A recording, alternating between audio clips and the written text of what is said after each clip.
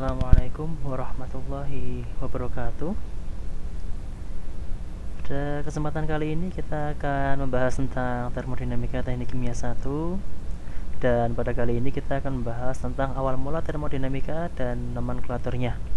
Bersama saya Mufli Haris Adnan, dosen di Teknik Kimia Fakultas Teknologi Industri Universitas Islam Indonesia. Everything must have a beginning. Jadi segala sesuatu yang ada di bumi ini pasti memiliki awal mula.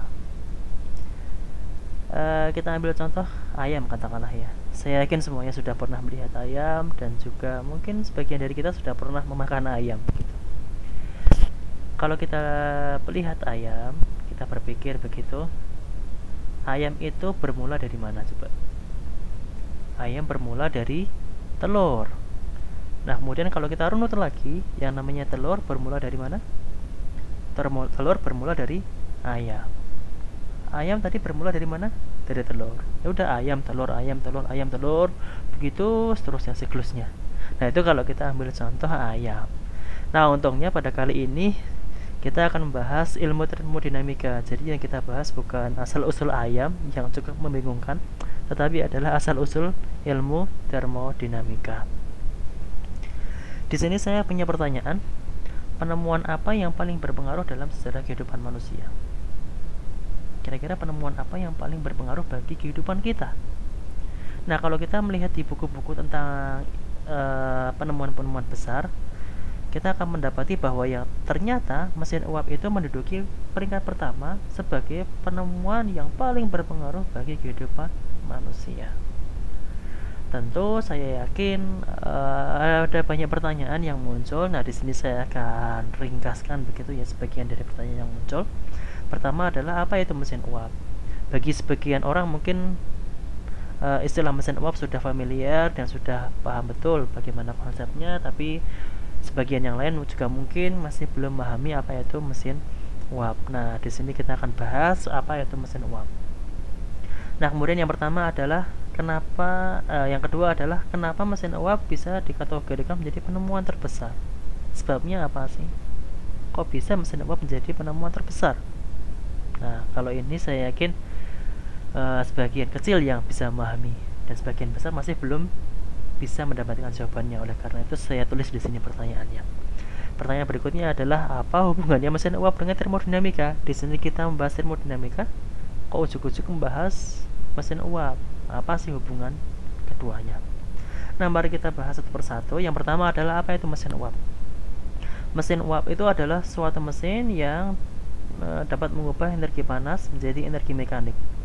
Jadi segala sesuatu, semua alat yang bisa mengubah energi panas menjadi energi mekanik atau energi gerak itu namanya mesin uap. Konsep dasarnya pertama kali ditemukan oleh Heron of Alexandria, di mana dia menyusun suatu alat eksperimen begitu yang bisa kita lihat di slide ilustrasinya. Ada api, kemudian ada air di atasnya, lalu ada benda yang berputar karena ada uapnya.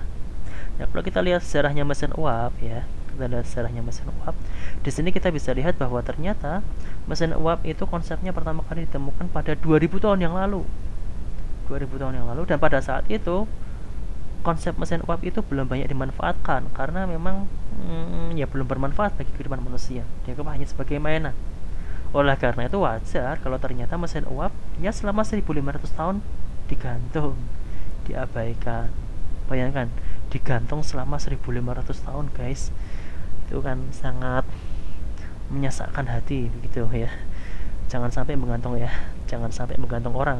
Kalau menggantung teknologi oke lah, menggantung orang jangan, bahaya. Apalagi sampai 1500 tahun. Nah, pada abad ke-17 ya, akhirnya mulai ada orang yang meneliti mesin uap. Di antaranya adalah Thomas Savery. Dia manfaatkan mesin uap untuk memompa air di tambang batu bara. Jadi di luar negeri itu tambang batu bara itu berupa terowongan ke dalam tanah gitu ya, tidak seperti di Indonesia. Di Indonesia batu bara itu dekat dari permukaan tanah, jadi tinggal dibuka permukaan tanahnya, kita bisa ambil batu baranya, namanya open pit. Kalau di luar negeri tidak bisa, sehingga kita harus membuat terowongan di dalam tanah, ke dalam tanah begitu. Nah, kalau kita membuat terowongan ke dalam tanah ya, kita bisa lihat kalau di Indonesia katakanlah kita membuat terowongan dalam tanah, kira-kira apa yang terjadi? Akan ada air yang terkumpul, airnya jadilah sumur, begitu kan ya. Dan membuat sumur kan gitu, kita membuat terowongan ke dalam tanah, lalu akhirnya ada air yang keluar. Nah, di sini Thomas Jeffrey tidak ingin membuat sumur, tapi dia ingin membuat tambang batu bara, sehingga apa, air yang keluar harus segera dipompa ke atas. Kalau menggunakan tenaga manusia kayaknya berat, sehingga dia menggunakan energi panas yang diubah menjadi energi mekanik dengan alat yang namanya mesin uap tadi. Begitu. Orang lain yang memanfaatkannya adalah Thomas Newcomen di abad yang sama, di era yang sama ya. Dia juga menggunakan mesin uap untuk tambang batu bara. Nah, satu abad berikutnya di abad ke-18 ada orang yang namanya James Watt. Dia membuat suatu breakthrough di bidang mesin uap, dan dia tidak hanya membuat mesin uap itu terbatas hanya untuk tambang batu bara, tapi dia juga bisa membuatnya untuk alat-alat yang lain gitu. Nah, oleh karena itu kita mengenal bahwa yang namanya James Watt itu adalah orang yang cukup berpengaruh bagi revolusi industri. Zaman dulu mesin uap hanya digunakan untuk tambang batu bara, tapi lama-lama digunakan untuk alat-alat yang lain. Bahkan mesin uap juga bisa digunakan untuk mobilitas yang semula hanya di tambang batu bara ya, sifatnya stationary, menetap begitu, bisa diubah menjadi mobile, bisa dimanfaatkan untuk menggerakkan kapal. Nah, kalau kita ingat juga yang namanya kapal Titanic itu juga digerakkan dengan mesin uap. Nah, seiring dengan berkembangnya zaman, akhirnya mesin uap juga bisa digunakan untuk membangkitkan listrik. Dan perlu diketahui bahwa sebagian besar listrik yang ada itu dibangkitkan dengan mesin uap. Nah, oleh karena itulah kenapa mesin uap dikategorikan sebagai alat atau penemuan yang sangat berpengaruh bagi manusia. Coba bayangkan, kalau nggak ada mesin uap, nggak ada listrik. Kalau nggak ada listrik, saya nggak bisa mengupload video ini, Anda nggak bisa menyimak materi ini, Anda nggak bisa ikut kajian-kajian online, Anda tidak bisa bermedia sosial, di malam hari kita mungkin kegelapan, dan banyak hal lainnya. Dan rasanya di era sekarang ini nampaknya sulit ya kalau kita kalau hidup tanpa listrik. Nah, oleh karena itu ya, karena ada mesin uap, ada listrik, sehingga kehidupan kita semakin bagus, semakin baik. Nah, itulah sebabnya mesin uap dikategorikan sebagai mesin atau penemuan yang paling berpengaruh bagi kehidupan manusia hingga saat ini.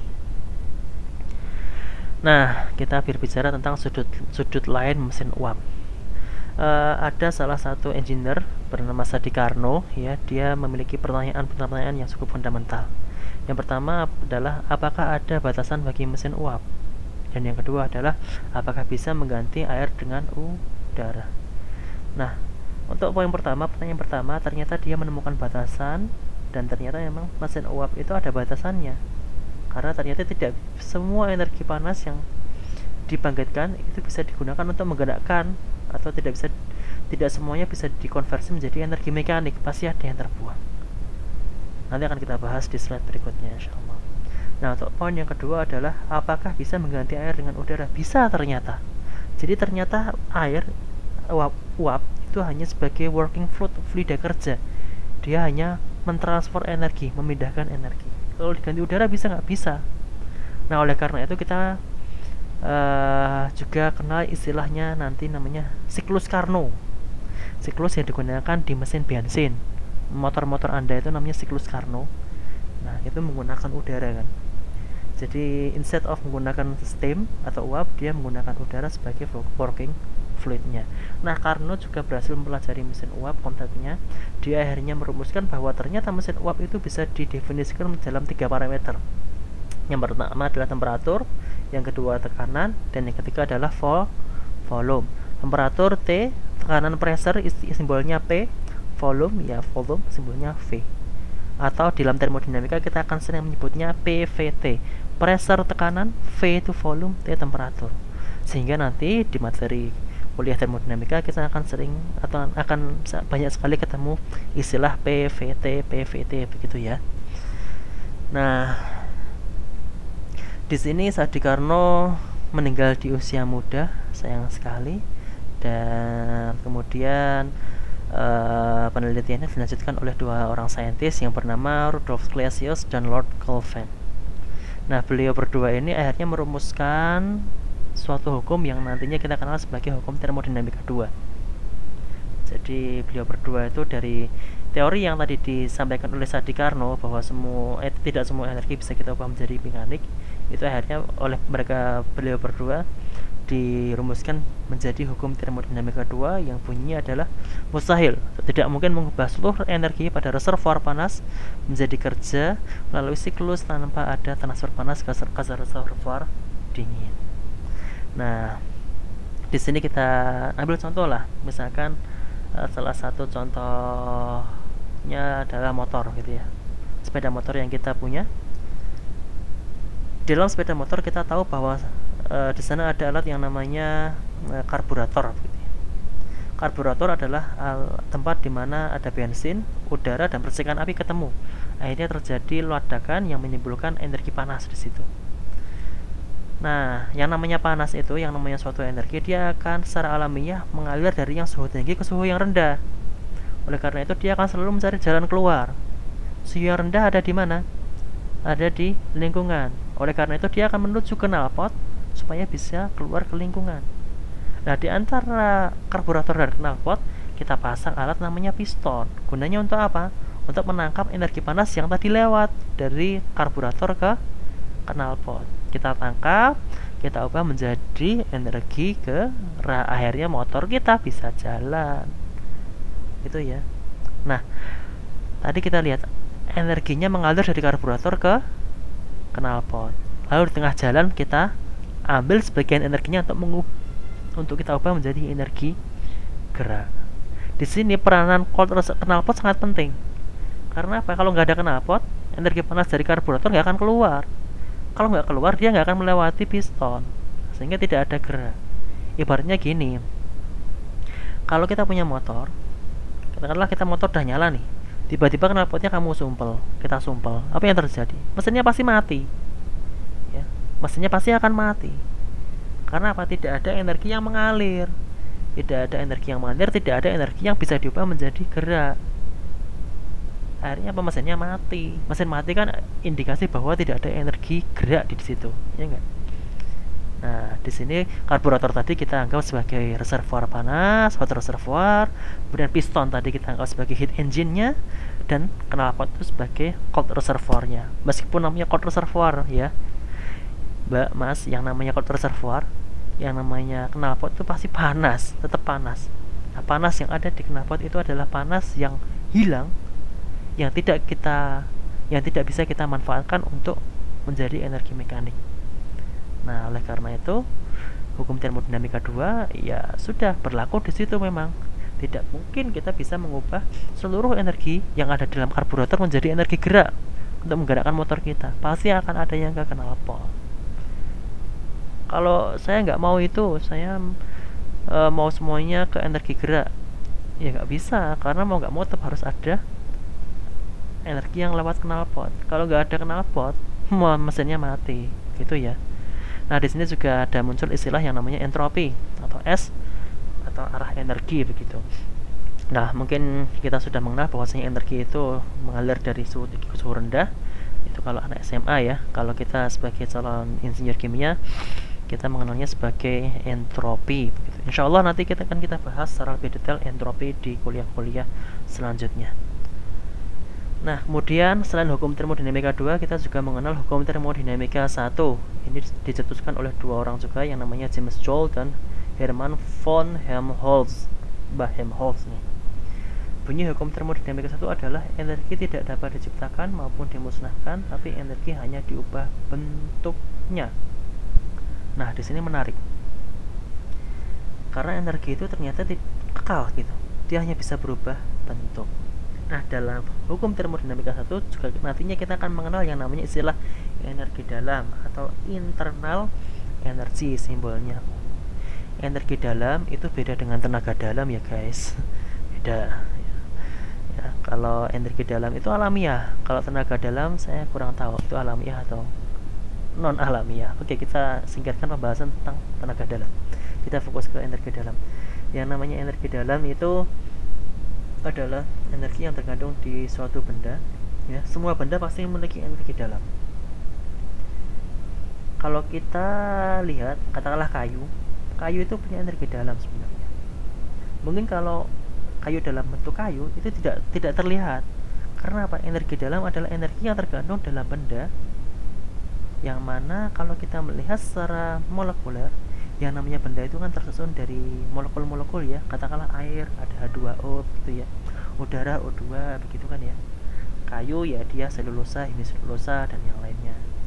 Nah ternyata molekul itu selalu bergerak. Karena bergerak pasti ada energi. Nah itulah yang namanya energi dalam ya, energi dalam. Kalau dalam bentuk kayu stabil, energi dalamnya stabil terikat dalam kayu. Nah kalau kita pengen lihat ya sudah, bakarlah kayu, maka molekul-molekul tadi menjadi tidak stabil, akhirnya energinya bisa keluar. Nah keluar dalam bentuk panas. Kalau kita bakar kayu ya kayunya jadi api gitu, jadi membara gitu ya, ada panas di situ. Nah akhirnya kita ubah energi dalamnya yang semula dalam bentuk molekuler gitu ya, tersimpan dalam level molekuler, jadi kita bisa lihat. Karena kalau masih dalam bentuk molekuler kita nggak bisa lihat, sangat kecil sekali. Nah kalau sudah kita bakar, baru kita bisa merasakan, oh ini ada energi dalamnya, ini kayunya kita bakar jadi panas ini. Nah kayu itu kalau kita pasang di tungku, lalu di atas tungku kita kasih air ya,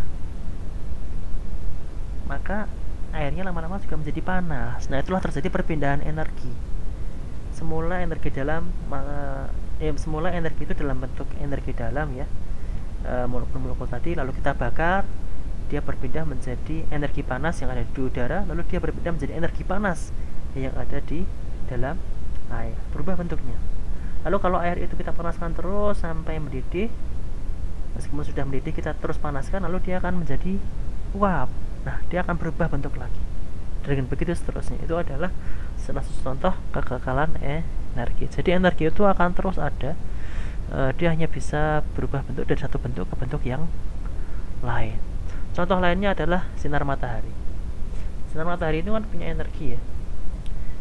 Nah sinar matahari itu akan ditangkap oleh pohon ya kan, akhirnya terjadilah fotosintesis yang mengakibatkan pohon itu semakin lama semakin besar, kayunya semakin besar, diameternya semakin besar gitu ya, daunnya semakin lebat gitu. Jadi pohon itu adalah mengubah energi matahari menjadi energi dalam yang terkandung dalam kayu. Nah setelah pohonnya besar, energi mataharinya itu terkumpul banyak di kayu, ya mungkin kita bisa manfaatkan lagi, kayunya kita bakar, ya sudah, kita ubah energi dalam kayu yang ada dalam kayu itu menjadi energi panas. Sehingga di situ kita bisa lihat perubahan energi dari energi dari matahari menjadi energi dalam kayu, lalu menjadi energi yang ada di dalam menjadi energi panas setelah kita bakar. Nah itulah energi dalam. Nah pembahasan tentang energi dalam insya Allah juga akan kita bahas selanjutnya di sesi yang berikutnya. Nampaknya untuk sesi kali ini cukup sekian dulu, dan bila ada pertanyaan silahkan hubungi saya lewat email di muflih.adnan@uii.ac.id atau juga bisa Anda posting di kolom komentar. Demikian dari saya, semoga bermanfaat. Wabillahi taufik wal hidayah. Wassalamualaikum warahmatullahi wabarakatuh. Mudah-mudahan kita bisa bertemu lagi di sesi berikutnya.